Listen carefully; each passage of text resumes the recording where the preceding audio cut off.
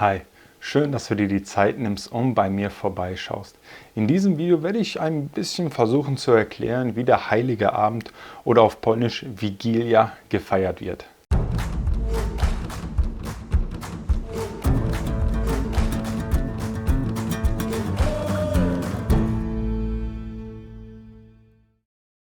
An erster Stelle muss man erwähnen, dass Polen ein sehr christliches Land ist und Kultur sowie Tradition einen sehr hohen Stellenwert hier haben.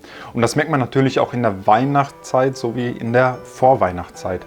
So ist es zum Beispiel, dass die Spółdzielnia, ich würde das jetzt auf Deutsch mit Wohnungsgesellschaft übersetzen, in den Parks, die hier in der Nähe sind, die Bäume zum Beispiel schmücken oder auch die Laternen mit gewissen Weihnachtsdekos dekorieren. Und wer vielleicht mein Video von der Piotrkowska Straße gesehen hat, also dem Weihnachtsmarkt hier in Łódź, oder das Video von der Manufaktura gesehen hat, wie das in der Vorweihnachtszeit aussieht, da sieht man auch, dass das einfach hier einen höheren Stellenwert hat. Am Heiligen Abend oder auf Polnisch Wigilia läuft es dann in der Regel so ab, dass sich dann die ganze Familie trifft. Und ich meine wirklich die ganze Familie, das sind dann nicht nur die Eltern mit den Kindern, dann hat man da auch noch Oma, Opa, Uroma, Uropa, falls sie noch leben, Cousins, Onkel, Tante. Also das ist wirklich so, oder ich sag mal so, es ist keine Seltenheit, dass wirklich die komplette Familie sich trifft und dann zusammen das Weihnachtsfest feiern. Traditionell fängt dann das Weihnachtsfest erstmal so richtig an, wenn der erste Stern am Himmel gefunden wurde, was in der Regel von den Kindern gemacht wird.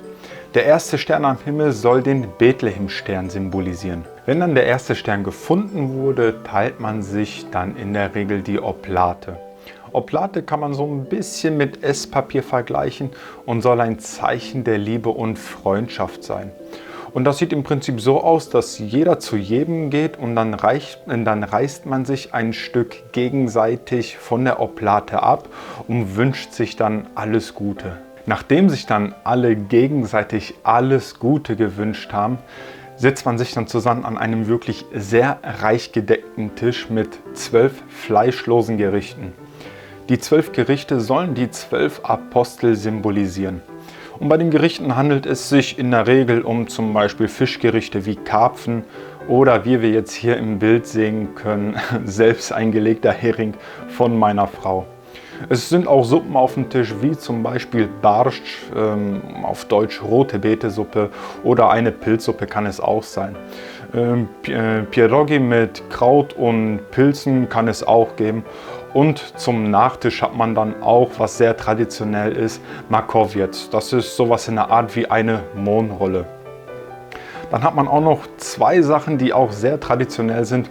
Und zwar unter der Serviette hat man ein bisschen Heu liegen, was die Krippe vom Christkind symbolisieren soll. Und was auch noch sehr üblich ist, man hat einen leeren, gedeckten Platz für einen zufälligen Gast, der vorbeikommen könnte.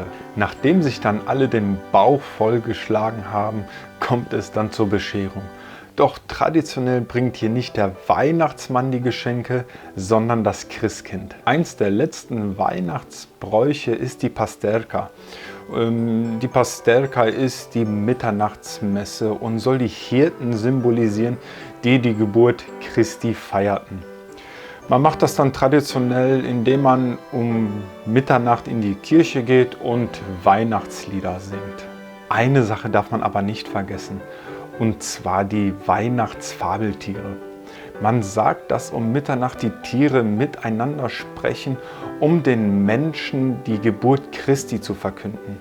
Eine andere Legende besagt wieder, dass die Tiere miteinander sprechen, man aber nicht zuhören darf, weil man sonst vom eigenen Tod erfahren würde. Ich hoffe, ich konnte dir die polnische Weihnachtstradition ein bisschen näher bringen.